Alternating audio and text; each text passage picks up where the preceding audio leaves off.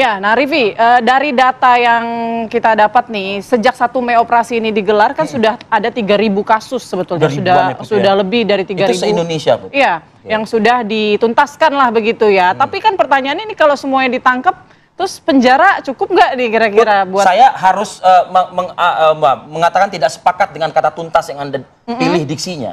Kalau dikatakan tuntas, Put, tapi faktanya masih banyak komentar masyarakat yang resah. Iya, betul-betul. Gitu, jadi kan? akarnya belum sebetulnya itu yang harus jadi tugas lah ya buat pemerintah maupun juga aparat. Tidak hanya batang rantingnya saja, tapi dari akarnya ini juga dicabut begitu ya, agar tidak muncul lagi preman-preman baru begitu ya. Nah, ini yang akan kita coba berikan informasi kepada publik begitu, karena kami juga akan menghadirkan sejumlah narasumber. Selamat pagi dan terima kasih kami ucapkan untuk Mas Haryadin Mahardika, selaku pengamat kebijakan publik Universitas Indonesia. Selamat pagi. Selamat pagi, Mas Adin. Harapannya pemikiran-pemikiran Mas Adin pagi ini bisa membantu mencerahkan publik dan juga institusi-institusi yang saat ini mendapat perintah dari Presiden ya Mas Adin untuk menuntaskan praktek premanisme yang merugikan masyarakat. Dan juga ada Komisaris Besar Polisi Erdi Acaniago, selaku Kabak Penum Divhumas Polri. Selamat pagi Pak Kabak. Assalamualaikum. Selamat pagi Pak Erdi. Waalaikumsalam. Selamat pagi. Baik, mungkin kita ke Pak Erdi dulu terlebih dahulu ya. Pak Erdi, sejauh ini Pak sudah berapa banyak kasus dan targetnya ini berapa banyak lagi sebetulnya kasus-kasus premanisme yang akan diberantas? Baik, selamat pagi semuanya. Assalamualaikum warahmatullahi wabarakatuh. Yang seperti kita ketahui ya, pada tanggal 1 Mei 2025, Polri ini menggelar operasi kepolisian wilayah serentak, ya. Itu pun berdasarkan surat telegram Bapak Kapolri. Nah, operasi ini memang menekankan pendekatan penegakan hukum yang didukung oleh kegiatan intelijen, kemudian oleh kegiatan-kegiatan satker yang bersifat preemptif maupun preventif. Nah, fokus utama operasi ini adalah pada berbagai bentuk kejahatan seperti pemerasan dan pungutan liar, pengancaman, dan lain sebagainya.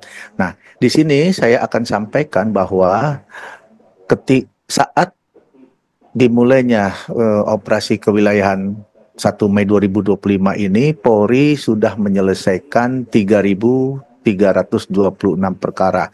Ini kurun waktu dari tanggal 1 hingga tanggal 9 Mei 2025. Nah, ini pun akan berkelanjutan ya, dilihat rutinitas atau dalam artian kita kegiatan rutin yang ditingkatkan. Nah, kegiatan ini nanti akan menyasar pada praktek premanisme yang dianggap meresahkan masyarakat dan akan mengganggu keamanan serta iklim investasi nasional. Nah, operasi ini juga merupakan bagian ya dari komitmen dalam menjaga keamanan dan ketertiban serta mendukung pertumbuhan ekonomi nasional.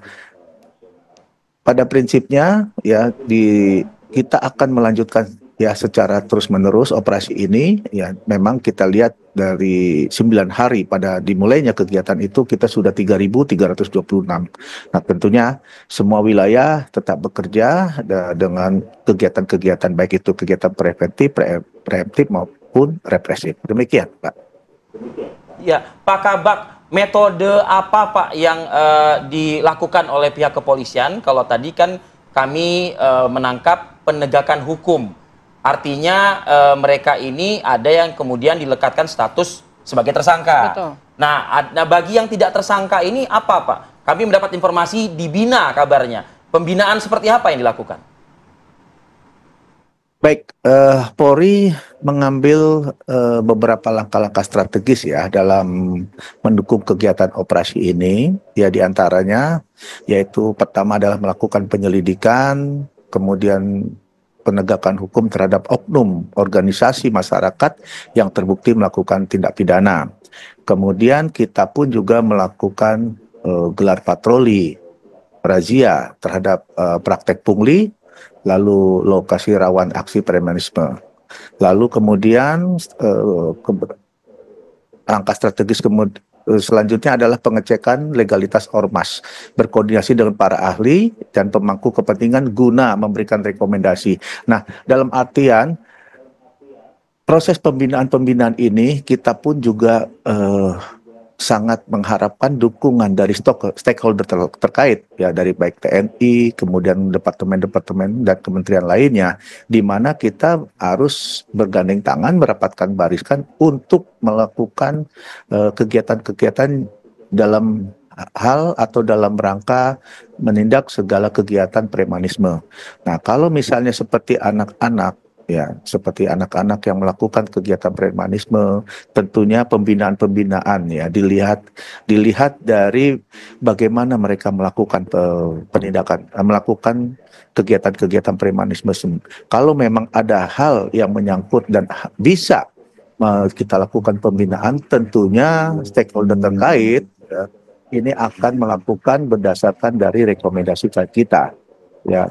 Tapi ketika dia sudah melakukan dalam artian melakukan tindak pidana yang mungkin saja itu akan menghilangkan nyawa orang lain, tentunya ini akan kita lakukan penegakan hukum. Demikian. Baik, Pak Erdi, tapi dari ribuan kasus ini, Pak Erdi, apakah memang seberapa banyak yang terorganisir gitu aksi ataupun preman-preman ini? Kita belum bisa melihat berapa banyak jumlahnya, tetapi semua wilayah, karena ini kan kita terpusat untuk melakukan operasi di kewilayahan. Nah, kita dari data-data tersebut memang ada beberapa organisasi yang melakukan kegiatan-kegiatan premanisme. Nah, jumlah ini dinamis, ya, jumlah ini dinamis, kita sedang mendatakan dan seperti apa yang harus atau tindakan kita yang akan kita lakukan kepada mereka-mereka ini. Seperti tadi yang kita sampaikan, ya, kita juga akan berkoordinasi, ya, dengan para ahli, kemudian dengan pemangku kepentingan, ya, terkait apabila dari organisasi-organisasi tersebut melakukan tindak pidana, mengintimidasi masyarakat, ya, dan memberikan keresahan kepada masyarakat, ya, ini kita hanya bisa memberikan rekomendasi terkait pembekuan atau pembatalan izin terhadap ormas yang terbukti melakukan tindak pidana tersebut. Baik, saya bergeser ke Mas Adin deh. Mas Adin, kalau dari teman-teman akademisi melihat kebijakan yang dilakukan oleh setiap institusi, kalau kepolisian melalui pernyataan Kapolri Listio Sigit, ya, tupoksi kami adalah mengamankan dan juga menangkap mereka yang mengganggu keamanan dan ketertiban, apalagi kalau mengganggu juga investasi, kan seperti itu. Nah, institusi lainnya tentu bergerak juga begitu. Efektifkah kebijakan dari arahan Presiden Prabowo ini? Kalau saya melihatnya harus, bukan efektif apa enggak efektif, harus, ini ya, sebuah keharusan. Terlihat sebuah keharusan. Kenapa? Kita harus belajar dari pengalaman negara-negara Amerika Latin. Negara-negara Amerika Latin itu tahun 60-an, 70-an itu bisa dianggap darling, bisa dianggap negara-negara yang akan tumbuh dan akan sejahtera, kira-kira begitu, ya. Tapi mereka agak lengah. Tahun 70-an, 80-an itu mulai tumbuh organized crime di sana. Preman lah, premanisme yang terorganisasi. Dan kemudian karena dibiarkan lama-kelamaan tahun 90 semakin menjadi-jadi, sehingga sampai dengan sekarang menurut catatan IMF salah satunya, negara-negara Amerika Latin itu mengalami kemunduran 0,5% dari GDP, pertumbuhan ekonominya mundur 0,5% setiap tahunnya karena premanisme. Itu setara dengan ratusan miliar dolar. Kenapa penurunan itu? Apa karena memang investor-investor juga nggak mau, enggan, atau saja? Tentu saja kalau kita melihat negara-negara Amerika Latin, keamanan di sana sangat sulit sekali diprediksi. Iya. Kita melihat salah satu gerakan terbesar untuk memberantas premanisme di Amerika Latin dilakukan oleh El Salvador, ya. Presiden Nayib Bukele itu 3 tahun yang lalu membuat semacam dekret presiden, namanya Marodura, Marodura itu artinya dia mengeluarkan surat keputusan presiden untuk aparat-aparat penegak hukum bisa memproses, mengambil, menindak premanisme tanpa perlu melalui jalur yang terlalu berumit-rumit gitu. Jadi begitu melihat ada kejahatan atau kemungkinan kejahatan, bahkan orang yang hanya bertato saja itu bisa diambil. Bisa diambil kemudian dimasukkan ke dalam penjara. Nah, itu yang dilakukan oleh El Salvador. Ya. Tapi kan ini bukan baru muncul ya. Kasus-kasus premanisme di Indonesia ini kan sudah lama. Mungkin organisasi-organisasinya itu juga sudah bertahun-tahun begitu ya. Apa sih sebetulnya menurut kacamata Mas Adin yang membuat kayaknya nih akarnya makin kokoh gitu loh, akar-akar organisasi premanisme tadi begitu? Iya, itu tadi kembali kepada pelajaran dari Amerika Latin tadi. Mereka tadinya unorganized ya.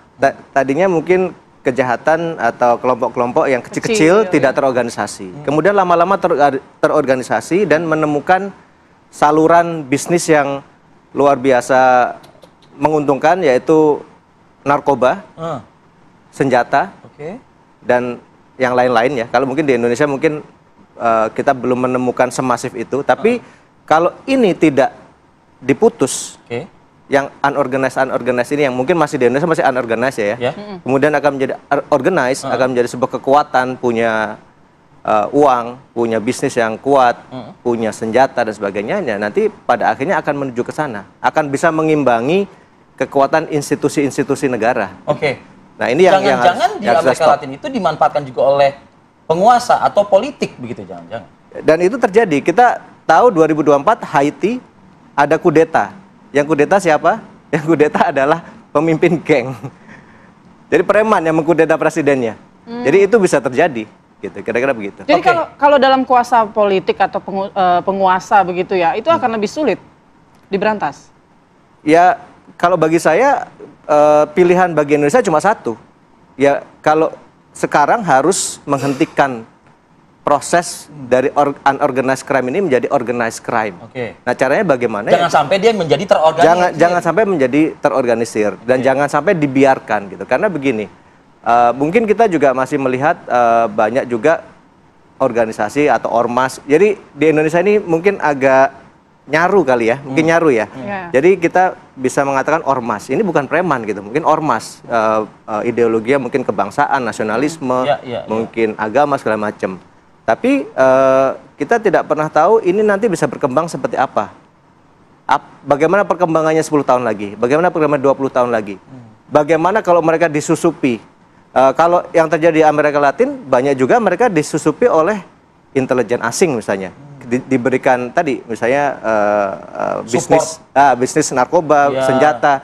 Sebenarnya tujuannya bagi intelijen asing ya untuk bisa mereka mungkin meremote mereka sehingga menjadikan negara tersebut menjadi tidak aman, menjadi bagian dari cara mereka untuk mengakses dan memprovokasi lah di negara tersebut. Nah, yang terjadi di Indonesia sudah mengarah ke sana nggak?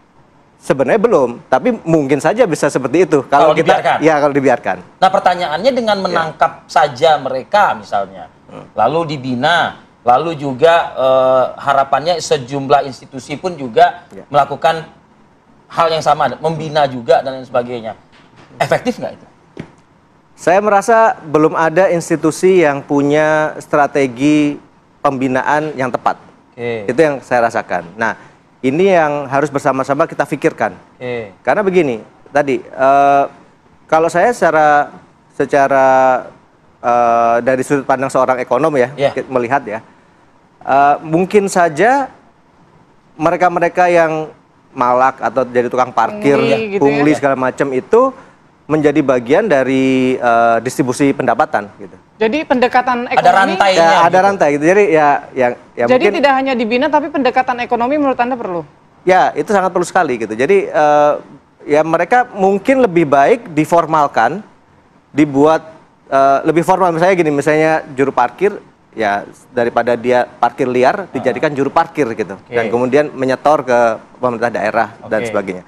Jadi kita memformalkan hal-hal yang informal tadi. Tapi yang paling penting adalah kita harus mencegah supaya mereka tidak terorganize secara liar, secara independen gitu. Jadi kalau mereka terorganisasi secara independen dan kemudian ada yang menyusupi itu berbahaya. Lebih baik diorganisasi oleh Pemda misalnya, oleh aparat penegak hukum dan sebagainya, itu akan lebih baik. Oke. Ya. Mungkinkah Indonesia menempuh langkah layaknya tadi Haiti? Haiti, El Salvador itu sekarang sudah menjadi tren di Amerika Latin. Hampir semua pemerintahnya mulai memberikan keleluasaan bagi aparat penegak hukum untuk mengambil tindakan.